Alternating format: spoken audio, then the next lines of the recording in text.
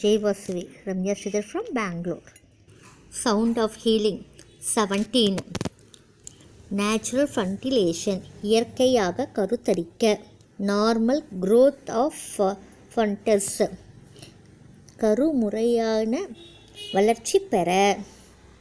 Normal gestation. கருத்தங்க. Side effects of cesareans. Caesarean எதிர் விளைவுகள்.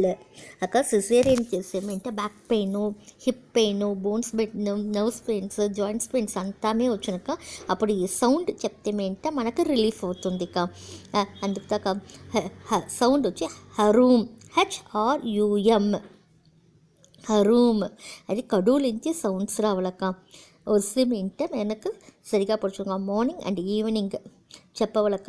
అక్క ఇది చెప్తే మింటే కొంచెం హీట్ అవునక్క, హీట్ అవుతుంటే మనం కూల్గా ఏమైనా తాగుతూ ఉంటే ఏంటంటే సరిగా పడుచుగా. అక్క వచ్చి సీక్రంగా మనకు ప్రెగ్నెంట్ కావాలంటే ఉంటే ఏంటంటే ఎవ్రీ 2 hours చెప్తానే ఉంటే ఏంటంటే మనకు వచ్చి నస్సాన్ని కరు సీక్రంగానే మనం ప్రెగ్నెన్సీ అయిపోతాం అక్క.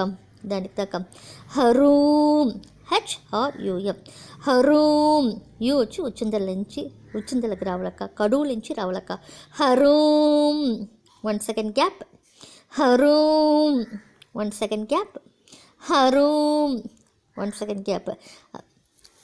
అదే మరి వచ్చి మన సిసేరియన్ పెయిన్స్గా ఉంటేమింటే, బ్యాక్ పెయిన్స్గా ఉంటేమింటే అది నైట్ చెప్పేసి వచ్చి ఉంటేమింటే మంచి ఎఫెక్ట్ కమ్ అక్క. సీక్రంగా మనం ప్రెగ్నెంట్ కావాలంటే ఇంకో దేవుడి పేరు ఉంది కా, అది నేను చెప్తాను కా.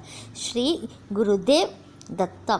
శ్రీ ఐ వచ్చి హై పిచ్చుకు రావాలా, అది గురుదేవ్కి ఈగ హై పిచ్చుకు రావాలా. దత్త సేమ్ వచ్చేదాకా ఇది చెప్పేసి 1 second గ్యాప్ తిప్పి చెప్పవాలా.